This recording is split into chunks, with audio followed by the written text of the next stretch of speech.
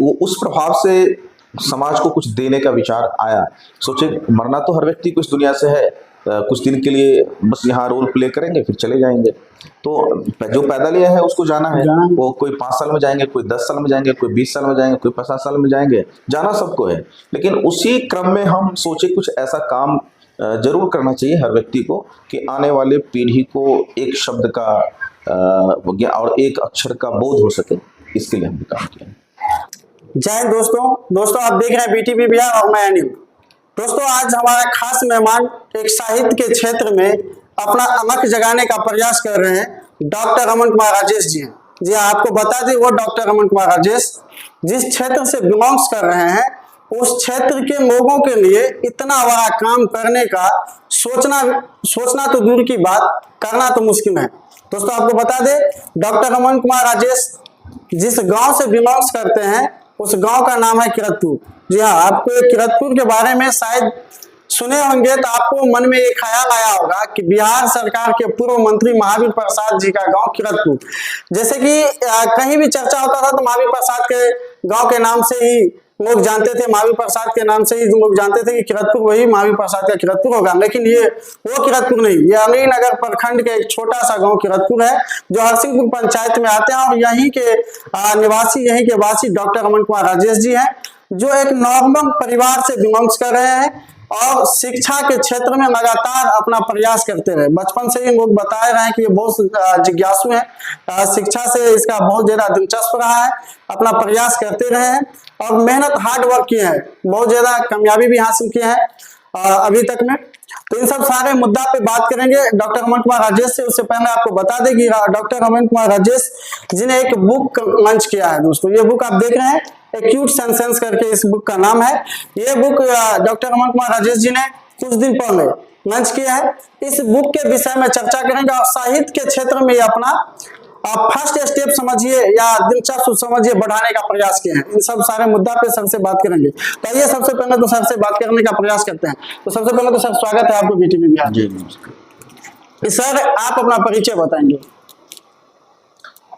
सबसे पहले धन्यवाद देना चाहता हूँ कि छोटा भाई अनिल यहाँ इंटरेस्ट जगाए कि नहीं सर से कुछ बात कर लें, सर का जो मेहनत है इस मेहनत पे बात कर लें। और साथ ही धन्यवाद सभी बीटीवी श्रोता को भी देना चाहता हूँ। अब भाई का एक सवाल है कि ये कैसे इंटरेस्ट मेरा जगा कि राइटिंग के क्षेत्र में कुछ लिखना है। ये चीज़ होता तभी है जब आप बहुत दुख से गुजरते हैं या सुख से गुजरते हैं। या तो दुख की लंबी कतारें हों या तो सुख की लंबी कतारें हों। इसी दो परिदृश्य में साहित्य अंतर आत्मा से बाहर निकलती है। शायद मेरा दुख का वो लंबी कतारें रही जो साहित्य आत्मा नहीं अंतर आत्मा से बाहर आया, और जो आया बाहर वो हमने, ये मेरी दूसरी पुस्तक है। इससे पहले एक लव एंड डेथ पे मैंने लिखा और ये दो एक्यूट सेंसेशन ये फेमिनिज्म पे है। तो मेरा मानना है कि इस बुक का जो संदेश है समाज बहुत अच्छा पड़ेगा और मैं खास करके महिलाओं के लिए ये बहुत उपयोगी। सर, आपका बचपन का जीवन शैली कैसा रहा? कैसे आप यहाँ तक पहुँचे हैं? बचपन में आपका पढ़ाई का लेवल कैसा था और किस तरह से आप शिक्षा ग्रहण किया और पीएचडी तक का सफर जो है कि तय किया? सर बचपन तो सबका स्ट्रगल पूर्ण ही रहता है, संघर्षपूर्ण ही रहता है। मेरा भी संघर्षपूर्ण बचपन ही रहा। उसी में मुझे तो पता नहीं कि प्रोफेसर क्या होता है, कैसे लोग बनता है, टीचर कैसे बनता है, बचपन में तो कुछ आइडिया नहीं था। लेकिन जीवन के धारा में बस बहते बहते यहाँ तक पहुँचे।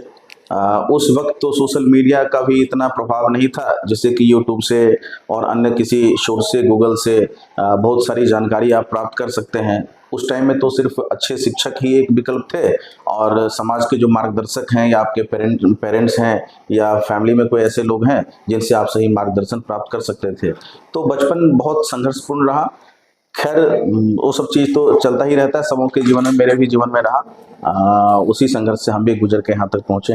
अच्छा सर, आपने यहाँ तक पहुंचे, बचपन सबका थोड़ा बहुत कुछ ना कुछ स्ट्रगल करना ही पड़ता है, चाहे कितना भी धनी मुनी परिवार से भी हो, सबको कुछ ना कुछ स्ट्रगल करना पड़ता है, चाहे पढ़ाई का क्षेत्र में हो, स्कूल का लाइफ हो, कॉलेज का लाइफ हो, सब जगह कुछ ना कुछ उसका जो स्ट्रगल करना ही पड़ता है। लेकिन बचपन में आपका मन में क्या ख्याल आ रहा था कि हमको पढ़ के क्या करना है, आगे क्या करना है, कहाँ पहुंचना है, किस क्षेत्र में काम करना है, क्या मन में ख्याल? बचपन में एक चीज जरूर समझ में आ रहा था और मुझे ऐसा लग रहा था कि भविष्य में कभी न कभी अगर सही रूप से कुछ अच्छा किए तो ऐसा काम करेंगे जिससे कि समाज में कुछ लोगों को भला हो सके। बस यही एक विचार था।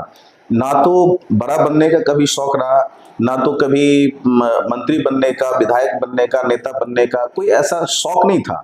बस ये जरूर शौक है कि समाज में हम ऐसा काम करें जिससे कि आने वाले जो बच्चे हैं, भविष्य हैं, वो उससे कुछ प्रेरणा ले सके और प्रेरणा लेके मेरे से बहुत आगे वो जा सके जीवन में, उसका जीवन सुदृढ़ हो सके। बस ये एक कल्पना बचपन में करते थे। सर अभी तक आपको क्या क्या कष्ट, सबसे कठिन रास्ता क्या आपको समझ में आया यहाँ तक आने में? आपको सबसे कठिन क्या लगा?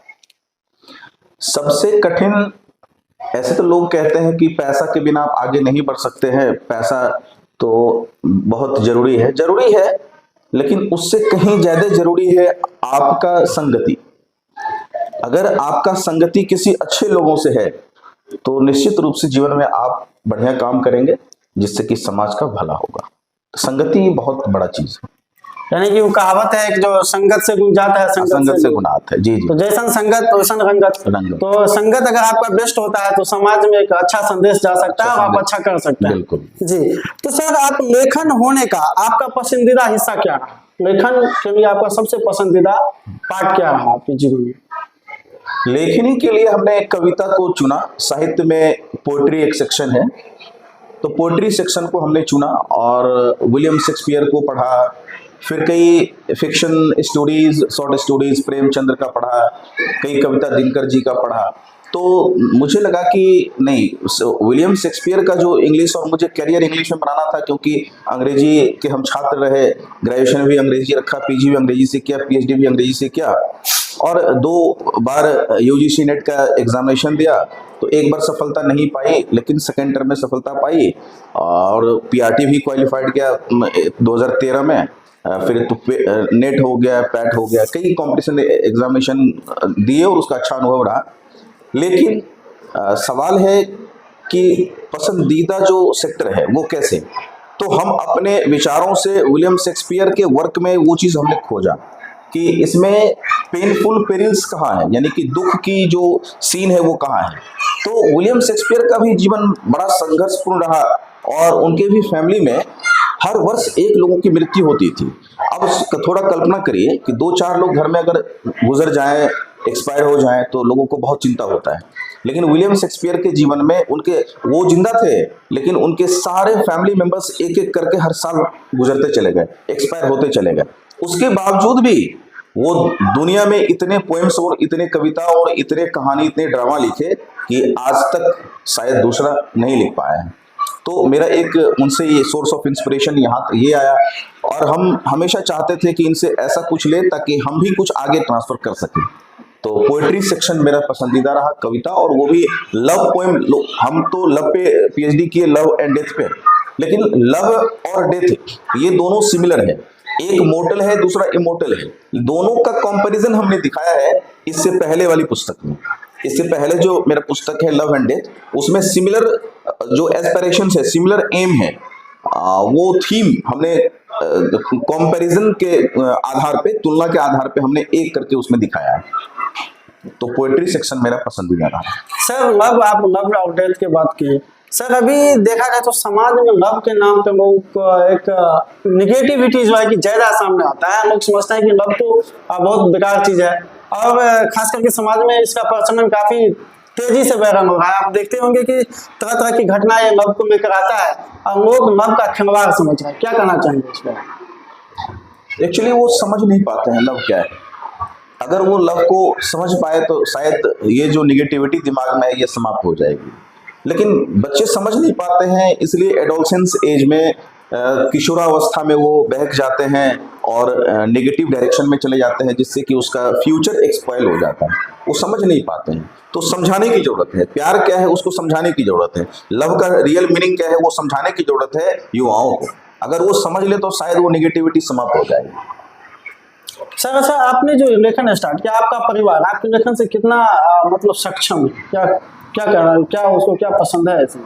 मेरे फैमिली में तो फादर मदर दोनों वो भी स्ट्रगलिंग फेज में थे, तो फादर को बहुत ज़्यादा आइडिया नहीं था कि कैसे इससे कहाँ तक फ्यूचर बनाया जा सकता है लेखनी में, या बेटा पढ़ के पीएचडी कर लेगा, बड़ा पद पा लेगा, ऐसी कोई पिताजी का भी ख्वाहिश नहीं थी।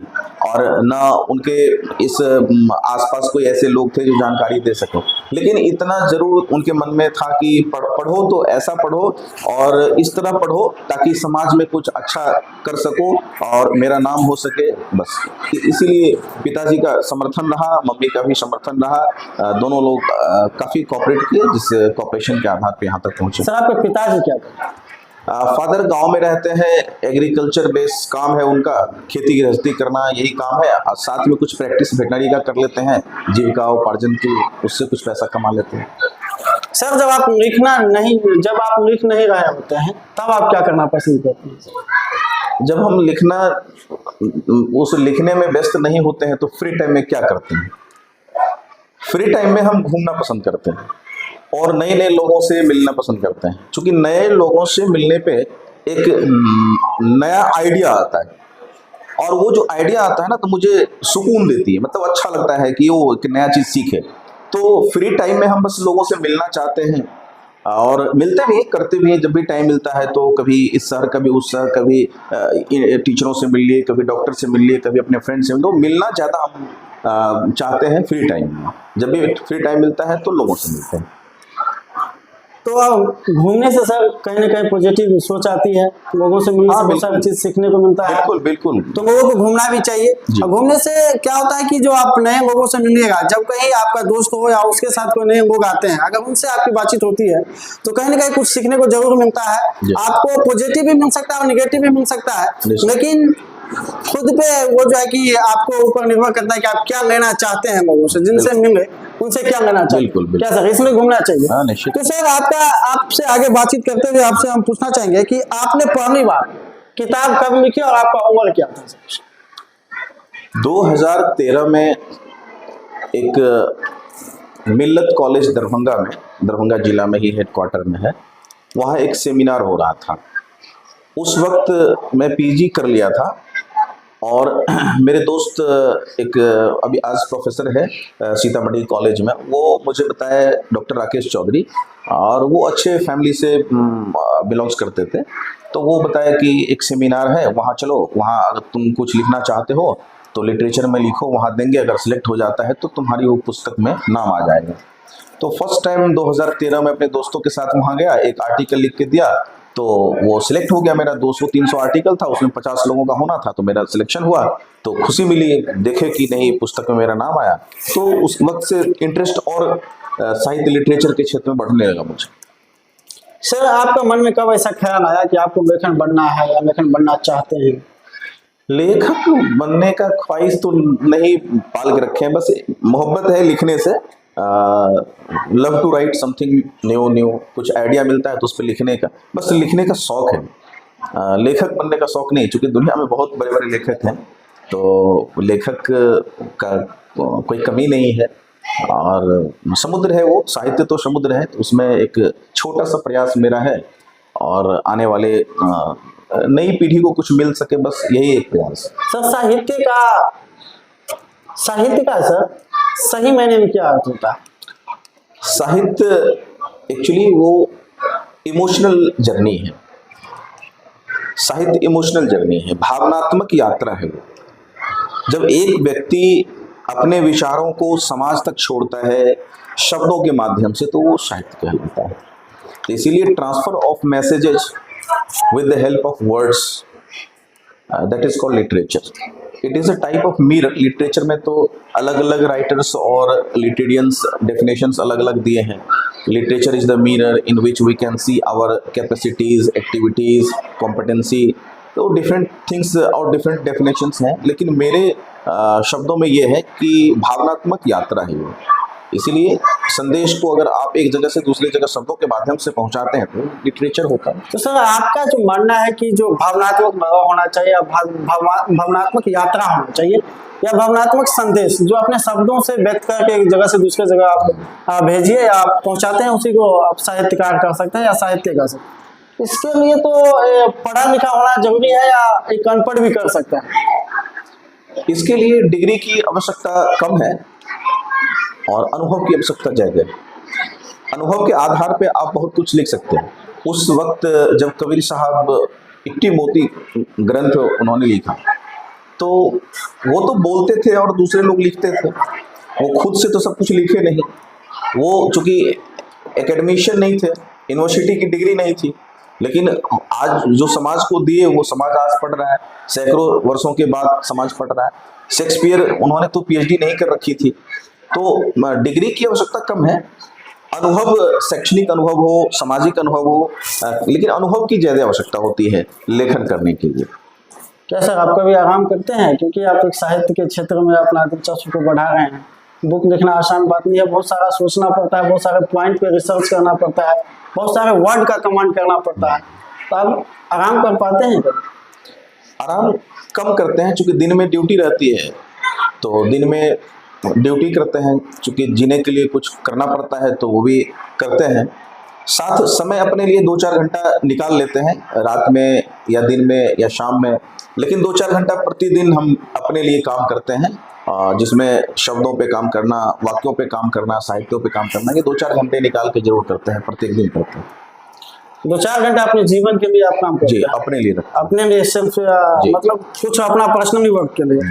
सर ऐसे आराम को बोला गया आराम, तो क्या समझते हैं, इस पे क्या कहना चाहिए? बहुत ज़्यादा आराम लोगों को नहीं करना चाहिए। लोग अगर बहुत ज़्यादा आराम में विश्वास करेंगे तो फिर अपने जीवन के उद्देश्य से वो भटक जाएंगे। क्योंकि जीवन का एक उद्देश्य होता है। आप आए हैं तो आपके माता पिता का, आपके रिश्तेदारों का, आपके दोस्त यारों का, सबका उम्मीद आपसे है। तो इसीलिए आप अगर उम्मीद पे खरे नहीं उतरेंगे, अपने उद्देश्य को नहीं पाएंगे, तो फिर वो लोगों को संतुष्टि नहीं मिल पाएगी। तो मनुष्य उद्देश्य के साथ जीता है और हर व्यक्ति को जीना चाहिए। आपके भी जीवन में है, मेरे भी जीवन। जी सर, आपने कहीं ना कहीं से सीखे होंगे जो हमें लिटरेचर बनना है या हमें या कोई स्टोरी लिखना है या एक हायर एजुकेशन गेट करके आगे कुछ करना है ताकि समाज में कुछ मेरे द्वारा पॉजिटिव विचार जाए और समाज को अच्छे प्रभाव पड़े। तो आपको किस पुस्तक से सीख मिली और क्यों? पुस्तक से ज़्यादा मुझे संगति का असर रहा है। अच्छे अच्छे मित्र रहे मेरे, तो मैंने पुस्तक से जो सीखा वो तो सीखा ही, साथ में अपने फ्रेंड सर्किल से बहुत कुछ सीखा। और अच्छे मित्र होने के नाते वो एक मेरा पुस्तक ही कहा जाए तो मित्र मंडली और फ्रेंड सर्किल मेरे लिए एक पुस्तक का ही काम किया है। तो वहीं से सोर्स ऑफ इंस्पिरेशन मैंने लिया और इस सब चीज़ अभी आज की डेट में आपके जीवन में सबसे करीबी फ्रेंड कौन ऐसा रहा जो आपको जीवन को यहाँ तक मोड़ने में, या आपको कौन ऐसा फ्रेंड जो आपके करीबी रहे जिससे आपको बहुत ज़्यादा प्रभावित हुआ या आप प्रभावित हुए और आप ये काम करने के लिए आगे बढ़े? एक्चुअली मेरे मित्र कोई ये बोले नहीं कि आपको इस तरह का काम करना है, उनमें जो अच्छाई थी हमने लिया। कुछ ऐसे भी मित्र हमारे हैं जो नोटोरियस हैं, नटखट हैं और आज वो सफलता के लिए बहुत ज़्यादा प्रयासरत हैं, उन्हें सफलता नहीं मिली, लेकिन उनसे बहुत कुछ हम सीख लिए। तो हमें कुछ वो बताया नहीं कि आपको ये करना है, वो करना है, ऐसे करने से यहाँ, बस उनमें जो अच्छाई थी उस चीज़ को मैंने एक्सेप्ट किया और अपने जीवन में बस उस पर काम किया। और आज हम जब बोलते हैं कि नहीं उनका आपका बड़ा योगदान रहा और आपसे हम ये सीखें, तो उन्हें विश्वास नहीं होता है। उनको लगता है कि नहीं हम तो आपको कुछ सिखाए नहीं। लेकिन ये तो हमारे ऊपर डिपेंड करता है कि हम उनके अच्छाई को अपने ऊपर खींच लिए, अब बताते हैं कि नहीं आपके मैंने सीखा है, तो उनको खुशी मिलती है कि चलिए हम अभी तक कुछ नहीं कर पाए लेकिन दोस्त हमारे हमसे सीख के ये काम कर रहा है, तो अच्छा लगता है। कभी कभी लोग कहते हैं कि दुश्मन से भी बहुत कुछ सीखता है। बिल्कुल बिल्कुल। तो दोस्त होता है। दोस्त का वजूद तभी है जब आपके कंटेम्प्रेरी कोई दुश्मन है। अगर चोर ना रहे तो फिर पुलिस का क्या काम, अपराधी नहीं रहे तो पुलिस का कोई काम नहीं है, इसलिए अमीर नहीं रहे तो गरीब का कोई वजूद नहीं है। तो अमीर होना उतना ही जरूरी है जितना गरीब होना जरूरी है, क्योंकि गरीबी और अमीरी ये एक फासला है जो आपको अनुभूति कराती है। ईमानदारी और बेईमानी ये दोनों चीज की अनुभूति कराती है। तो एक चीज रहने से समाज में तो कुछ होगा नहीं, दोनों पहलू को देखना, उस पर चिंतन करना, ये बड़ी बात होती है। सर आपके अनुसार एक अच्छी कहानी क्या होती है? हमारे अनुसार एक अच्छी कहानी ये होती है कि आप इतिहास को पढ़ के वर्तमान को ठीक कर ले, ये सबसे अच्छी कहानी। अगर आपका प्रेजेंट ठीक है तो फ्यूचर ठीक हो जाएगा। इतिहास बीते हुए कालों को आप अध्ययन करिए और अपने उस अध्ययन के आधार पे वर्तमान को ठीक कर लिए, फ्यूचर अच्छा होगा ही। जी क्योंकि अब अपने पिछले पीढ़ी को याद करते हुए जी प्रेजेंट को ठीक कर लेना है, फ्यूचर अच्छा होगा ही। जी ये बहुत बड़ी बात है। सर के द्वारा जो बताया जा रहा है ये सच में वाकई सोचने वाली बात है। अगर आप अपने जीवन में ऐसा लग रहा है कि मैं अकेला हूँ, हमसे कुछ नहीं होगा, तो जरूर एक बार बैक फुट पे जाइए। आप अपने पूर्वजों के इतिहास को देखिए, अपने देश के इतिहास के देखिए, अपने महापुरुषों, आपके जो महापुरुष थे जिन्होंने आपको कई सारे बलिदान देकर या आजादी दिलाई या बहुत सारे चीज दिलाए, उनको बहुत सारा जो है कि आपको उपलब्धि जो है कि देश में दिलाने का, आपके जीवन में उपलब्धि दिलाने का प्रयास किए। उन चीजों को रीड कीजिए, तब जाके काम कीजिए तो अच्छा लगेगा। पूर्वजों के क्रिया से आप बहुत कुछ सीख सकते हैं। इतिहास इसीलिए लिखी जाती है जिससे कि आप इतिहास को पढ़ के वर्तमान को, क्योंकि मानव को हर एक अनुभव होता है, कुछ ना कुछ करके जाता है, चाहे वो सही हो या गलत। हाँ जी, एक कंकर भी फेंकते हैं तो वो देश के लिए होता है, देश के लिए जी। तो सर आपने जब पुस्तक लिखना स्टार्ट किया तो उसमें आपको सबसे आश्चर्यजनक चीज क्या लगा, सीखने को क्या मिला सबसे ज्यादा? जब हम स्टार्ट की लिखना तो किसी भी चीज को जब आप लिखते हैं, जैसे मूवी बनती है, बहुत ऐसे राइटर्स हैं। अभी एक नई पुस्तक मेरी आ रही है, उसमें हमने चेतन भगत को कोट किया है, अरविंद अडिगा को कोट किया है, वो सब वर्तमान में अभी बहुत बड़े नॉवेलिस्ट हैं देश के।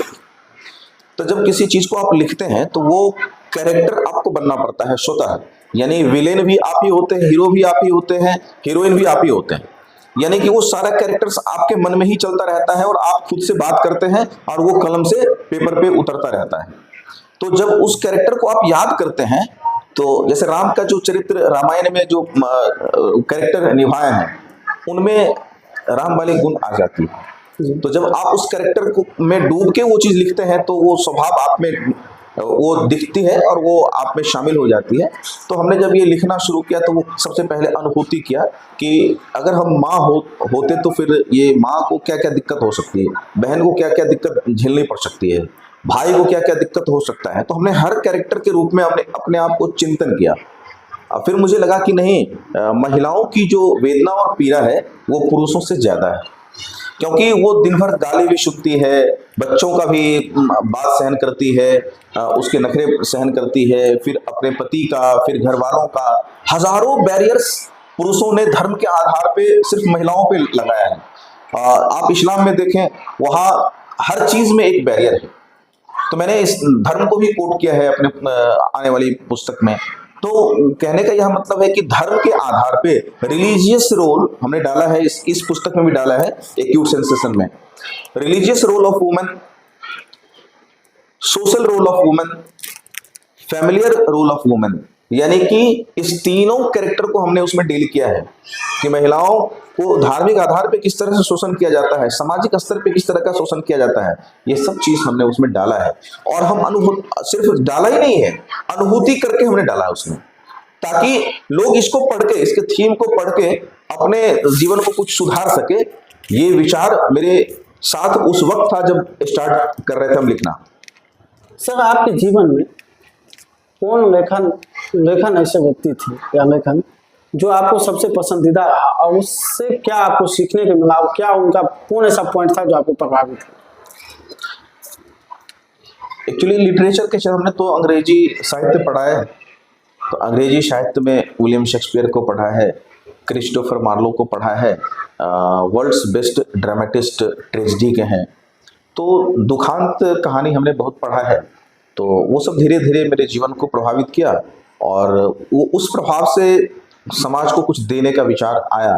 सोचे मरना तो हर व्यक्ति को इस दुनिया से है, कुछ दिन के लिए बस यहाँ रोल प्ले करेंगे फिर चले जाएंगे। तो जो पैदल है उसको जाना है, वो कोई 5 साल में जाएंगे, कोई 10 साल में जाएंगे, कोई 20 साल में जाएंगे, कोई 50 साल में जाएंगे, जाना सबको है। लेकिन उसी क्रम में हम सोचे कुछ ऐसा काम जरूर करना चाहिए हर व्यक्ति को कि आने वाले पीढ़ी को एक शब्द का और एक अक्षर का बोध हो सके, इसके लिए हमने काम किया। जी जी। तो सर ने बताया कि जो जीवन जो है कि सबको परमानेंट नहीं मिला है, जो आए हैं वो जाएंगे। कहावत है कि एक कहावत गाँव घर में बोला जाता है कि जिसका सोयरी हुआ है उसका सारा होगा, ये तो तय है, ये सारा तो होगा। लेकिन इस जीवन जो शैली मिला है, मानव का जीवन जो मिला है, अनमोल रतन बताया जा रहा है लोगों के द्वारा। आप सब जानते हैं कि मानव जीवन अनमोल होता है। इस अनमोल जीवन में कुछ ऐसा करके दिखा देना है और ऐसा करके जाना है कि हमारे आने वाले पीढ़ी जरूर एक बार हम लोगों को वॉच करे और आगे बढ़ने में उत्तेजित हो और हमसे बेस्ट करने का प्रयास करे। सर का कहीं ना कहीं वहां पे फोकस है, क्या सर?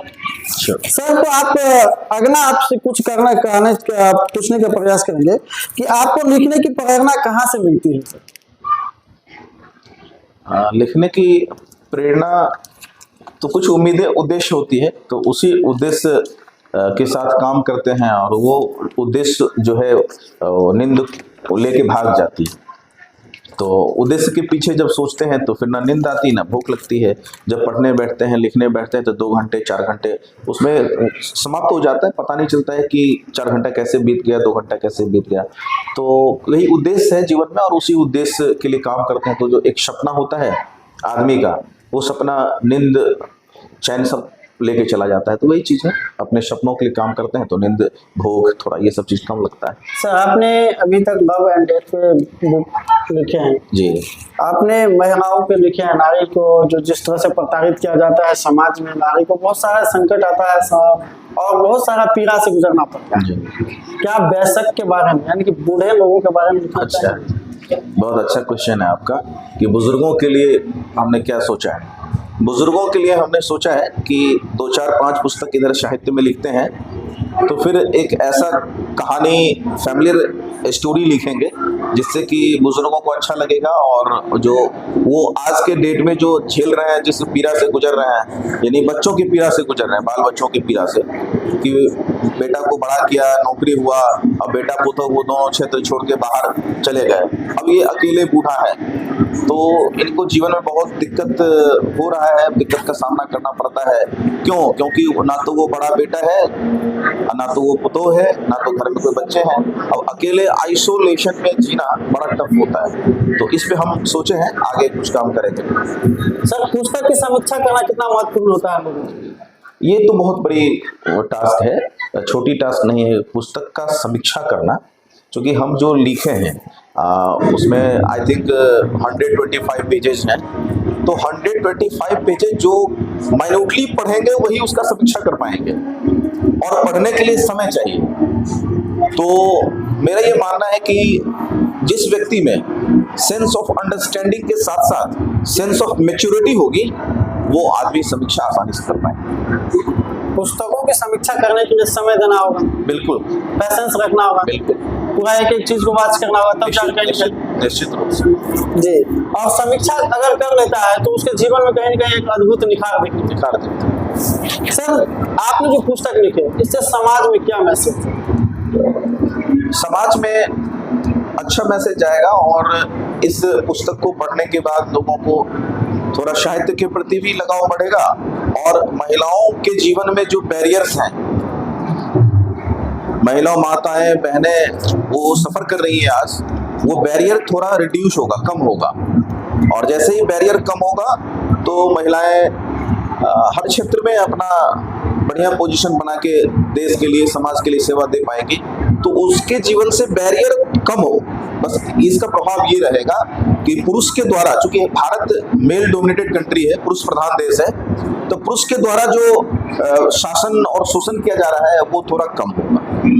चलो सर कुछ और आपसे बातचीत करते हैं। सर जैसे आप जिस क्षेत्र से आ रहे हैं, इस क्षेत्र में देखा जाए तो शिक्षित लोग बहुत कम मिलते हैं जी, और खास करके आप जिस गांव से बिलोंग्स कर रहे हैं, इस गांव की स्थिति तो आप हमसे काफी अनुभवी हैं और आप शिक्षा में देखा जाए खास करके इस गांव में शिक्षा को लेकर गांव क्या हमको लगता है जो 4 गांव के एरिया या प्रखंड के एरिया में देखा जाए तो आपकी उम्र के फर्स्ट ऐसा पर्सन होगी क्या PhD होगा जी और एक अच्छी शिक्षा भी दें। जी और पहली बार जो है कि आपके रूप में जो है कि डॉक्टरेट का डिग्री एक निम्न तबके के लोग और बैकवर्ड में देखने को मिलता है, क्योंकि आज तक जहाँ तक देखे हैं आप भी में काफी अनुभव है, तो आप बड़े लोगों में देखे होंगे, फॉरवर्ड लोगों में देखे होंगे कि जो डॉक्टरेट का डिग्री लेके या उपाधि लेके बैठे हुए हैं, लेकिन बैकवर्ड में कहीं नहीं देखने को मिलता था।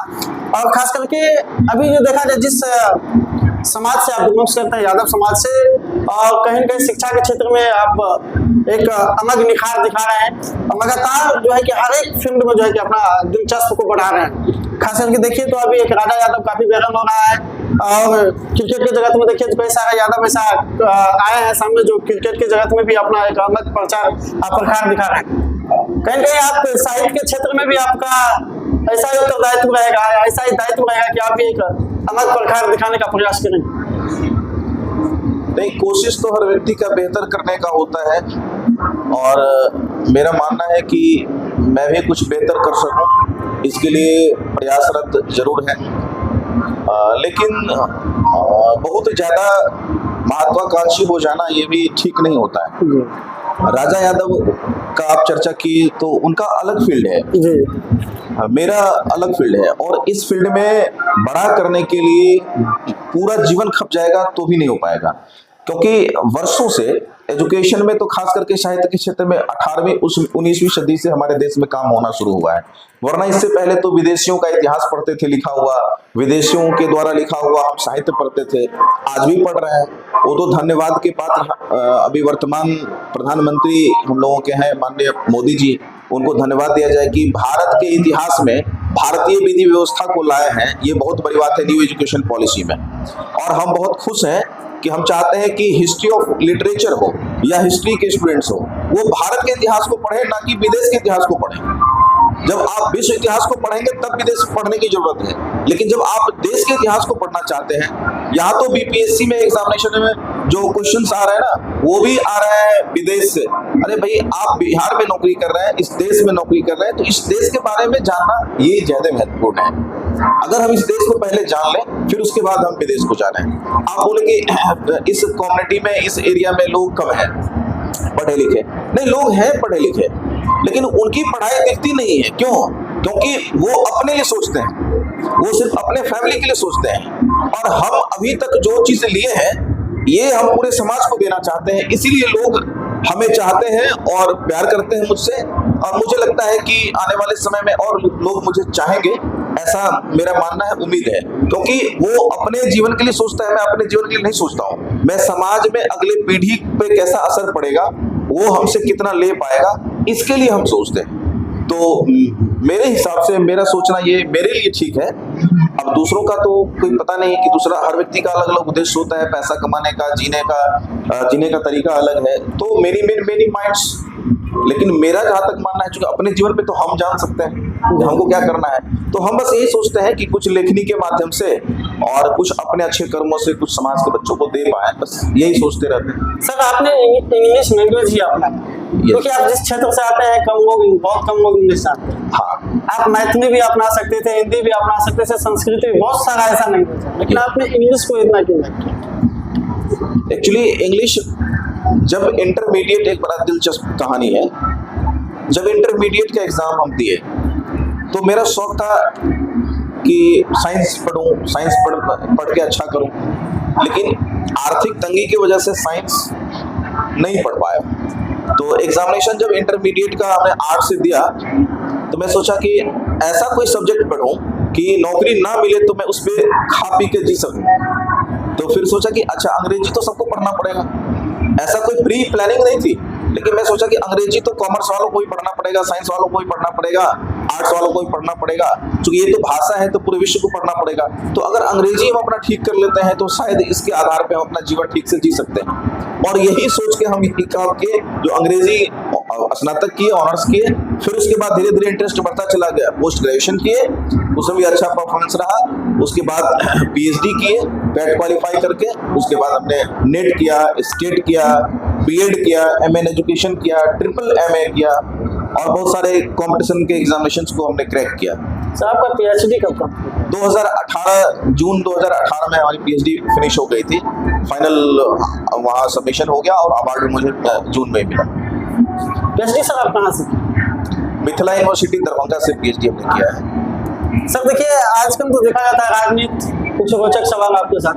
राजनीति हर घर में होता है बिल्कुल। और राजनीति परिवार के साथ संबंधित होती है हाँ, रिलेशन और राजनीति करना सब चाहते हैं, चाहे वो शिक्षक हो, प्रोफेसर हो, डॉक्टर हो, इंजीनियर हो, चाहे जिस क्षेत्र का हो, सब चाहते हैं कि कुछ ना कुछ राजनीति में अपना दिलचस्प। आपका कैसा राजनीति संबंध? राजनीति में कोई पद प्रतिष्ठा का मुझे जिज्ञासा नहीं है, क्योंकि उससे बेहतर करियर एकेडमिक का है तो साहित्य के क्षेत्र में बहुत ज़्यादा अच्छा काम कर सकते हैं। और पॉलिटिक्स का भी अलग अलग रूप है, तो हम ये कभी नहीं चाहते हैं कि इस क्राउड में और लोगों का जो ये भीड़ है, पॉलिटिक्स गलत नहीं है, लोग गलत मान चुके हैं लेकिन गलत है नहीं, उसको अच्छे तरीके से करना भी अच्छा ही है। अगर कर नहीं सकते हैं तो करने के लिए प्रेरणा दे सकते हैं अपने सहयोगियों को, अपने फ्रेंड्स को, अपने आने वाले युवाओं को। तो वो प्रेरणा देने का ज़्यादा शौक है मुझे, बनाने का ज़्यादा शौक है, बनने का कम है ये बात। तो सर आपने तो किसी न किसी को फॉलो करते हैं, नेताओं में, लीडरशिप में, किसी न किसी को तो आप फॉलो करते ही होंगे। आपका अनुभव काफी रहा है, आपने एक पुस्तक का रचना की है, ये कम बड़ी बात नहीं है, क्योंकि आप टू द पॉइंट रिसर्च भी करते होंगे, टू द पॉइंट अवार्ड पे कमांड करते होंगे, चाहे वो पॉलिटिकल अवार्ड हो या चाहे वो जो भी वर्ड, सब पे आप कमांड करते होंगे, तब जाके कहीं ना कहीं वर्ड को आप राइट करते हैं। तो आपको कैसा लगा अभी जो वर्तमान का सरकार है बीजेपी, अभी से पहले कांग्रेस एक्चुअली पॉलिटिक्स में हमने मोदी जी को आइडियल जरूर माना है, क्योंकि उनमें जो काम करने के प्रति जिज्ञासा है, समर्पण है, वो शायद अन्य किसी नेताओं में मुझे नहीं दिखता है। तो और मोदी को मैंने काफ़ी स्टडी भी किया है, मोदी पे बहुत सारे पुस्तक भी मार्केट में है अवेलेबल, उस पुस्तक को मैंने पढ़ा है और उनके लाइफ हिस्ट्री को मैंने देखा है। तो शायद इतना समर्पण सबके लिए आसान नहीं है, तो मैं पॉलिटिक्स में इनको बहुत ज़्यादा लाइक करता हूँ। सर लास्ट में आप क्या कहना चाहेंगे हमारे दर्शक से और समाज से या इस चैनल को देखने वाले सभी लोगों से? सर आप लास्ट में हम यह कहना चाहेंगे कि आपके जो भी दर्शक इस चैनल से जुड़े हुए हैं, उनसे मेरा ये रिक्वेस्ट है, ये विनती है कि अभी जो छोटा भाई अनिल ने जो दिखाया है कि ये क्यूट सेंसेशन, इस पुस्तक को आप जरूर पढ़ें और अपने महिलाओं, रिश्तेदारों से, माँ बहनों से शेयर करें। इसमें जो महिलाओं का दशा दुर्दशा मैंने जो दर्शाया है उसको शेयर करें, बताएं। और साथ आप सबों को पुनः दिल से एक बार बहुत बहुत धन्यवाद, नमस्ते। फिर हमारे छोटे भाई कभी मौका देंगे तो इस पर चर्चा आगे होगी। अगली पुस्तक मेरी एक और इसी वीक में पब्लिश होने वाली है, तो मैं फिर उसके साथ। जी, तो आप सुन रहे थे डॉक्टर अमन कुमार राजेश जी को, जिन्होंने अभी अपना कदम धीरे धीरे जो है साहित्य में बढ़ाने का प्रयास कर रहे हैं और लगातार जो है कि ये कार्यरत रहे हैं, लगातार जो है ये मेहनत करते रहे हैं समाज के लिए, देश के लिए, साहित्य के लिए। और इनका दिलचस्प हमेशा जो है राइटिंग से रहा है, लिखने से अच्छा संबंध रहा है सबको। और सर हमेशा जो है कि अपनी मेहनत पे विश्वास किए। इन्होंने समाज में बहुत सारे चीज़ों पे वाच किए। इन्होंने जैसे एक इंटरव्यू के माध्यम से इन्होंने बताया, अभी जब हमारी बातचीत सर से हो रही थी तो सर ने बताया कि लोगों को घूमने से बहुत चीज़ सीखने को मिलता है। और सर ने बताया कि हमें हमारे जीवन में पुस्तक उतना प्रभाव नहीं डाला जितना हमारा फ्रेंडशिप या फ्रेंड सर्कल ने डाला। कहने के लिए तो ये बात सही है, क्योंकि फ्रेंड एक ऐसा चीज होता है कि आपको अर्थ से फर्श तक ले जा सकता है, क्योंकि उसका विचारधारा यदि सही हो, आपके साथ पॉजिटिव वे में काम करे तो आप अर्थ से फर्श तक जा सकते हैं। तो सबको कहीं ना कहीं फ्रेंड सर्कल से बहुत चीज सीखने को मिला और उनके द्वारा जो दिए गए जो भी चीज, चाहे पॉजिटिव चीज, बहुत चीज सर को मिला अपने फ्रेंड से, जिसको लेकर सर यहाँ तक पहुंचे हैं। और सर नारी को प्रताड़ना को देखकर जिस तरह से नारी का पीड़ा होता है, नारी की और समाज में क्या वैल्यू है, उस चीज को देखते हुए सर ने एक क्यूट सेंसेशन बुक जो है कि राइट किए हैं और ये अभी जो है कि मार्केट में मंच भी हो गया है। सर ये बुक कहाँ अवेलेबल हो गया?